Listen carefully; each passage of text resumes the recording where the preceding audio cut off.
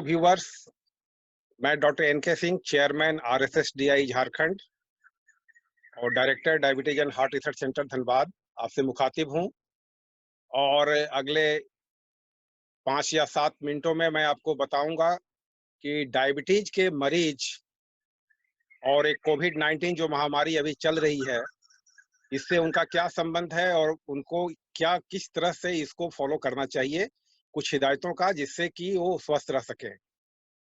पहली बात मैं बताना ये चाहता हूँ कि डायबिटीज के मरीज हों या डायबिटीज के मरीज ना भी हों, ये कोई एक्स्ट्रा आपको इसका ये नहीं है खतरा कि आपको कोविड के लिए आप ज़्यादा प्रीडिस्पोज हैं। ऑल्दो इस पे थोड़ी-सी रिसर्च अभी चल रही है, लेकिन बहरहाल जो साइंटिफिक लिटरेचर है उसके अनुसार से डायबिटीज के मरीज को कोई एक्स्ट्रा ज़्यादा खतरा नहीं है कि उतना ही खतरा है जितना एक साधारण नॉन डायबिटिक पर्सन को है, जो एक स्वस्थ पर्सन को है। तो इसके लिए बचने के लिए जो चीजें हैं, जो कि आपको आज पता है कि सोशल डिस्टेंसिंग और हैंड क्लीनिंग और मास्क की क्या उपयोगिता है बचाव में, इसको आपको फॉलो करना होगा। इसके बाद क्या करना है, अगर आप डायबिटीज के मरीज हैं और कहीं अगर ये बीमारी आपको हो जाती है, तो ये एक खतरा निश्चित रूप से थोड़ा बढ़ जाता है। लेकिन थोड़ी-सी हिदायतों का पालन करके आप उससे बच भी सकते हैं, उसको जो भारी खतरा होने वाला है, उससे उसको आप टाल सकते हैं। इसलिए कुछ बातें हैं जो आपको ध्यान रखनी बहुत ज़रूरी है। पहले जैसे आप अपना इलाज के लिए सतर्क रहते थे, मतलब कि रेगुलर ब्लड शुगर का चेक करना, कुछ दवाइयों का लेना या जो इंसुलिन का ले रहे हैं, कैसे खासकर टाइप 1 के मरीज जो इंसुलिन ले रहे हैं, उनको, और टाइप 2 के मरीज जिनका शुगर कंट्रोल नहीं है, उनको थोड़ा-सा ज़्यादा अभी सतर्क रहने की ज़रूरत है कि उनको रेगुलर ब्लड शुगर चेक कराते रहना चाहिए। अभी पाया ये जा रहा है कि बहुत से नॉन डायबिटिक पर्सन जो स्वस्थ हैं और अचानक उनको ये कोरोना की बीमारी हो जाती है और उसी समय अगर उनको डायबिटीज डिटेक्ट होता है, जो कि नए ऑनसेट का होता है, तो उनको खतरा ज़्यादा पाया गया है। खासकर उनको जो कि पहले से डायबिटिक हैं। इसका कुछ कारण है कि उनके पैंक्रियाज ग्रंथि पे लगता है कि कोरोना का कुछ ज़्यादा असर हो गया है, तो वो एक थोड़ा, वो अभी एक नया ही रिसर्च बल्कि वो आया हुआ है, उससे ये पता चला है। तो पहली बात है कि अभी आपको रेगुलर शुगर आप चेक अगर महीने में कराते थे, अगर टाइप 2 के मरीज हैं, तो अभी बेहतर होगा कि आप हर हफ्ते कीजिए। और अगर स्वस्थ हैं तब तो कुछ जैसे चल रहा है चलने दीजिए। अपनी इम्यूनिटी को बढ़ाने के लिए जैसे एक्सरसाइज आप करते हैं, करते रहिए। खाने-पीने में कुछ मैं चीज़ों को बताऊँगा जिस पर आप एक्स्ट्रा ध्यान दे सकते हैं। लेकिन अगर किसी को कोरोना है, हो जाता है और वो डायबिटिक के मरीज है, तो पहली बात उसमें भी घबराने की ज़रूरत नहीं है, क्योंकि 80 टू 90% आदमी में ये कुछ भी नहीं होता है। कुछ लोग को तो पता भी नहीं चलता है कि उनको कब कोरोना हुआ, कब खत्म हो गया। उनको किसी-किसी को सर्दी-खाँसी मतलब माइल्ड बीमारी होती है। किसी को अगर साँस फूलने लगती है या आगे कॉम्प्लिकेशंस बढ़ते हैं, तो उस समय फिर भर्ती होने की ज़रूरत पड़ती है, तो उनका इलाज तो फिर हॉस्पिटल में ही हो सकता है।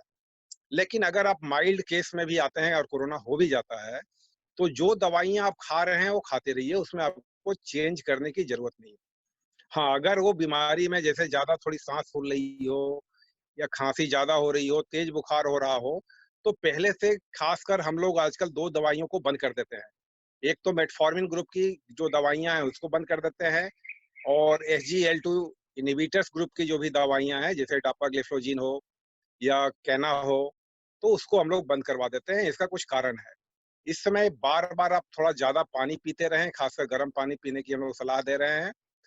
और इन दवाइयों को छोड़ के अब बहुत अपने डॉक्टर से फ़ोन पे कॉन्टैक्ट करें। बहुत सी दवाइयाँ हैं जो उसको दिया जा सकता है, और अगर उसे कंट्रोल नहीं हो तो इंसुलिन को चालू किया जा सकता है। खासकर अभी रमज़ान शुरू होने वाला है, और रमज़ान के समय भी फास्टिंग बहुत से हमारे जो मुस्लिम भाई हैं वो करते हैं। तो उसमें अभी डब्ल्यूएचओ की जो गाइडलाइन है उसमें है कि अगर आप स्वस्थ हैं, तो आपको अभी फास्टिंग करने के लिए कहा जा रहा है। लेकिन अगर आप डायबिटिक हैं या बहुत तरह की दवाइयाँ ले रहे हैं या इंसुलिन ले रहे हैं, तो बेहतर यही होगा कि इस महामारी के दौरान इसको रमज़ान को आप अभी रोक दें, माने अपनी फास्टिंग को रोक दें, क्योंकि अभी इसके बारे में बहुत रिसर्च हुआ भी नहीं है, क्योंकि ये पहली बार तो बीमारी ही दिख रही है। तो एक चीज़ ये करना बहुत ज़रूरी होगा। तीसरी चीज़ है कि और क्या आपको करना चाहिए? डायबिटीज़ के मरीज़ को पहली है कि पैनिक नहीं करें।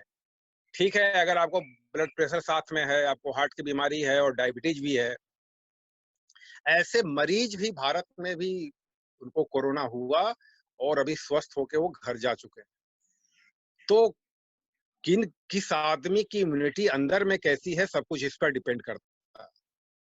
कोमॉर्बिडिटीज़ हो यानी कि आपको अन्य बीमारियाँ हो, तो उसमें खतरा बढ़ जाता है। लेकिन इसको याद रखिए कि अगर आपका ब्लड शुगर रैंडम ग्लूकोमीटर से 180 के नीचे या खाना खाने के 2 घंटे बाद 180 के नीचे आप मेंटेन कर रहे हैं, पूरी है कि ऐसा अगर आपका शुगर 250 के रेंज में जा रहा हो, 300 जा रहा हो और दवाइयों से कंट्रोल नहीं हो रहा हो, तो अपने जो फिजिशियन हैं, जो उससे बात करके आप इंसुलिन स्टार्ट कर सकते हैं। खासकर बेसल इंसुलिन जो एक ही बार दिया जाता है 24 घंटे में, उसको आप कर सकते हैं। तो यह एक काफ़ी इम्पोर्टेंट कदम होगा जो कि आपको सतर्क करने की ज़रूरत है। खान-पान में इम्यूनिटी खराब, मानसिक अवसाद में भी पैनिक मोड में मत रहिए, इससे भी आपकी इम्यूनिटी खराब होती है। और अगर पहले से अगर आप वॉकिंग कर रहे हैं तो इसको कंटिन्यू रखिए, और नहीं कर रहे हैं तो ये बहुत ज़रूरी है कि कम से कम 45 मिनट से 1 घंटे की फास्ट वॉकिंग कीजिए। ये आपके ब्लड शुगर का नियंत्रण बहुत अच्छा करेगा, ये आपको मेंटल पीस भी देगा, यह आपके शरीर की इम्यूनिटी को बढ़ाएगा जो कि अभी बहुत ज़रूरी है। इसके अलावा हम लोग बोल रहे हैं कि बादाम का खाना भी इम्यूनिटी को बीट का सेवन करते हैं, भारतीय कुछ मसाले हैं जैसे गोल मिर्च है, लौंग है, इस तरह की कुछ चीज़ें हैं जो कि काफ़ी फ़ायदेमंद पाई जा रही हैं। इम्यूनिटी बूस्टर है जैसे तुलसी का सेवन है। ऑल्दो ये हमारे मेडिकल साइंस में इस पर अभी एविडेंस बहुत ज़्यादा नहीं है, लेकिन फिर भी जो कुछ एविडेंस है उसके आधार पे मैं ये बता रहा हूँ कि इसे इम्यूनिटी बूस्टर माना जाता है। और यह भारत सरकार के आयुष के गाइडलाइन के अनुसार इसको बताया भी गया है। तो फिर मैं समराइज़ करते हुए बताना चाहता हूँ कि डायबिटीज के मरीज को अगर ब्लड शुगर कंट्रोल है तो उसको कोई एक्स्ट्रा खतरा इस महामारी के दौरान नहीं है। अगर उनका ब्लड शुगर कंट्रोल नहीं है, तो अब जो ब्लड शुगर घर में आप करते हैं, इसका जो पहले अगर आप महीने में 1 करते थे, तो बेहतर है कि अभी आप कम से कम हफ्ते में 1-2 दिन कर लीजिए। और अगर आप इंसुलिन ले रहे हैं, तो रोज का रोज करके इंसुलिन की मात्रा को कम बेस करके उसको नियंत्रित कीजिए। डाइट पे कंट्रोल कीजिए, दवाइयों के बारे में अपने डॉक्टर से बात कर सकते हैं, अगर कोई प्रॉब्लम नहीं है, स्वस्थ हैं, माइल्ड कोरोना भी है अगर हुआ है, मॉडरेट भी हुआ है, तो जो भी दवा ले रहे हैं उसको बंद करने की ज़रूरत नहीं है। अपना फ्लूइड इंटेक काफ़ी अच्छा रखिए, खासकर गर्म पानी बीच-बीच में पीते रहिए।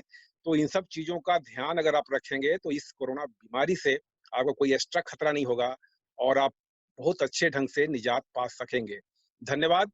मेरे इस इन बातों को अगर आप अमल करें, तो मेरे ख्याल से मेरा यह जो ले एजुकेशन है आपको, यह एक सफल होगा। Thank you very much.